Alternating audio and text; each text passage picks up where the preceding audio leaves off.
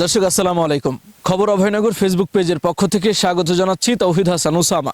দর্শক, আমি এই মুহূর্তে অবস্থান করছি যশোরের অভয়নগর উপজেলার ৪ নম্বর পায়রা ইউনিয়নের সমসপুর এবং কাদিরপাড়ার মধ্যবর্তী এলাকায়। আমি মূলত আজকে এসেছি ঐতিহ্যের সন্ধানে। আপনারা জানেন যশোরের যশ খেজুরের রস, তবে সেই ঐতিহ্য এবং এই যশ যশোরবাসী হারাতে বসেছে। কেননা দিন যতই যাচ্ছে ততই কমে যাচ্ছে খেজুর গাছের সংখ্যা। আস্তে আস্তে আমাদের এই ঐতিহ্য বিলুপ্তির পথে।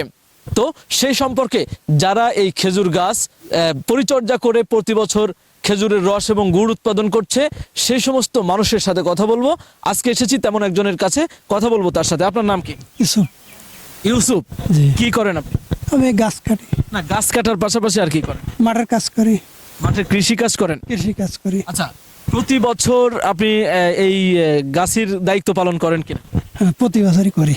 আচ্ছা, প্রতি বছর কি পরিমাণ রস বা গুড় উৎপাদন হয়? ওয়ানের রস তো গুড় তো বেশি হয় না, ওই রস বিক্রি হয়ে যায় কাঁচাতা। কাঁচাতা। আচ্ছা, রস বিক্রি করে আপনারা লাভবান হন নাকি গুড় বিক্রি করে? রস বিক্রি করে লাভবান বেশি। মানে স্বল্পতেই হয়ে যায়, তাই তো? তাহলে গুড় উৎপাদন যদি না করেন তাহলে এই গুড় থেকে তো আমরা বঞ্চিত হই। তাহলে এই ব্যাপারটা কিভাবে দেখেন? মানে ব্যাপারটা কিভাবে দেখবো, মানে আমার যেটা লাভ হবে সেটা করবো আমরা। আচ্ছা, গুড়ে লাভ নেই নাকি? হ্যাঁ, লাভ আছে। গুড়েও কিন্তু লাভ আছে, জ্বালিয়ে ওটাকে একটা ভালো অ্যামাউন্টে বিক্রি করা যায় নাকি? জি। আচ্ছা, আপনি এবছর কতগুলো গাছ কেটেছেন? ওই 1 পনের মতো হয়ে গেছে তোলা, আরো কটা তুলবানি। 1 পনের মতো? মানে আপনি কয়টা একটু মানে ক্লিয়ার করে বলেন। 80টা আছে 1 পন। আচ্ছা, তো আপনি কি 80টা গাছ কাটেন প্রতিদিন? না, প্রতিদিন কাটি ধরো 30টা 35টা। আচ্ছা, আপনার যে গাছগুলো আছে সেগুলো কি ঝাড়া কমপ্লিট হয়েছে, বা যে যে গাছ কাটা যেটা সেটা কি কেটেছেন? না, না, কেবলই গুছাই গাছাইনি, সোল দেওয়া হয়ে গেছে, এখনো কাটা ঠিলে দিয়ে পারিনি।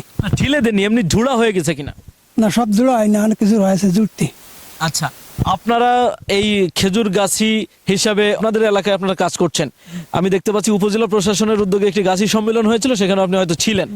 আচ্ছা, ওই দিন আপনাদেরকে কিছু সহায়তা করা হয়েছিল, এর পরে বা এর আগে কোনো সহযোগিতা আপনারা পেয়েছিলেন কিনা?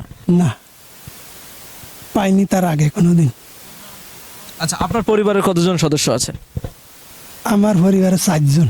আচ্ছা, এই যে রস, এই রসগুলো কত করে বিক্রি করেন ভাড় বা ঠিলে?